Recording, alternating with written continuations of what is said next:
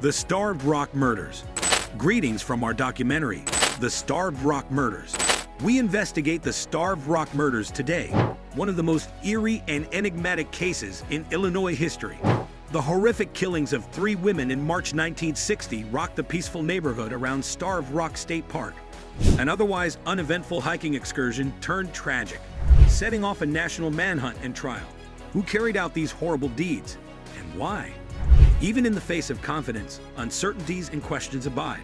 Was the true murderer able to get away with it, or was justice actually done? Which were the most important pieces of proof? What fresh perspectives have surfaced over time? And how trustworthy were the testimonies? In our attempt to learn the real story behind the Starved Rock Murders, we will investigate these and other issues. We appreciate you coming along on this historical excursion with us.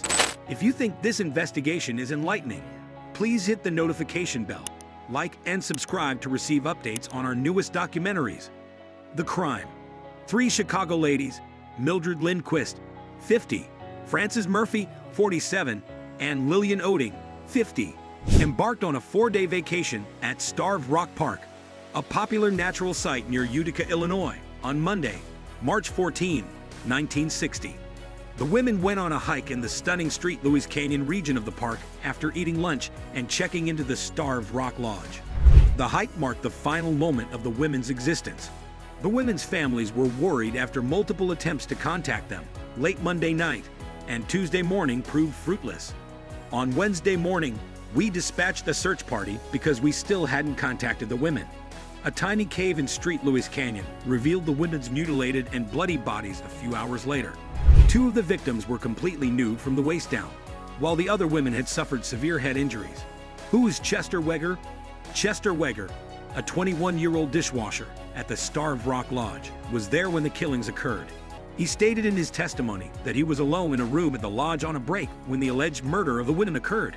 As the longest-serving prisoner at Illinois State, Weger gained notoriety and earned the nickname Starved Rock Murderer.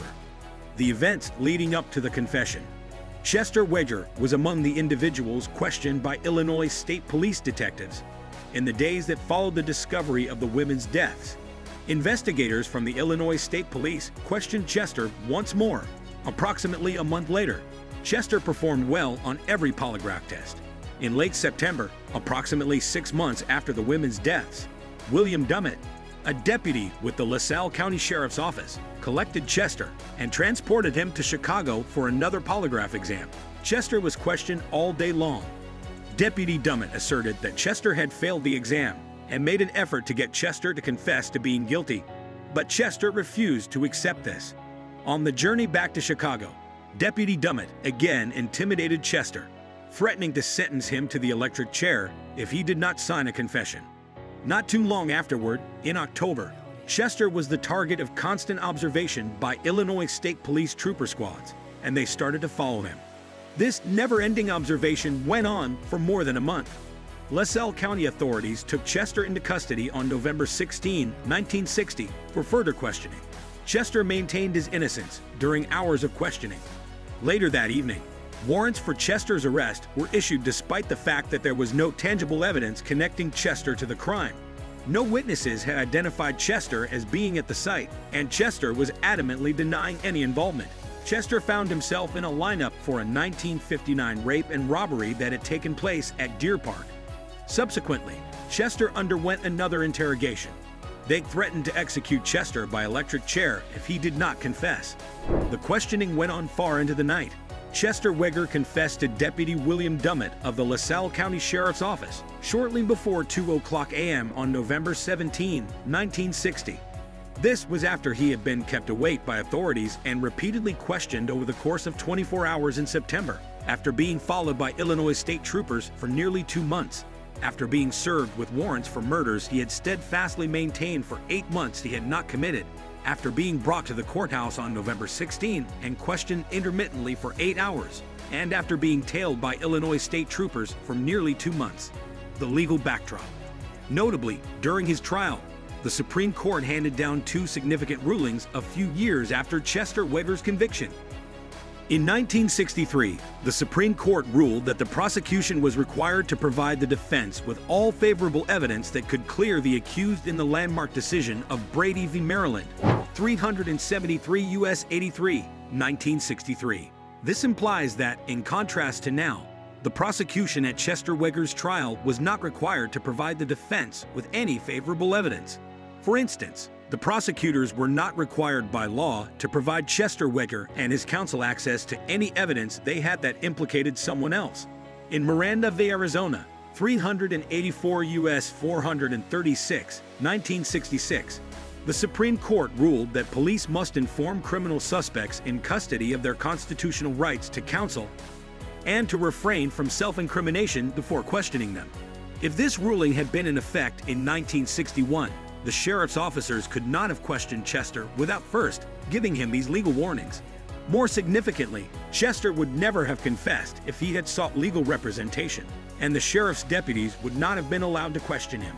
Factors favoring Chester Weger's innocence. Several elements challenged Chester's confession and support his innocence. Initially, there is no tangible proof connecting Chester to this graphic crime scene, and there are no eyewitness accounts that identify Chester as being there. However, tangible evidence supports Chester's acquittal. The Eastman Kodak business examined a blonde hair on Frances Murphy's glove finger and found it did not match samples of Chester's hair.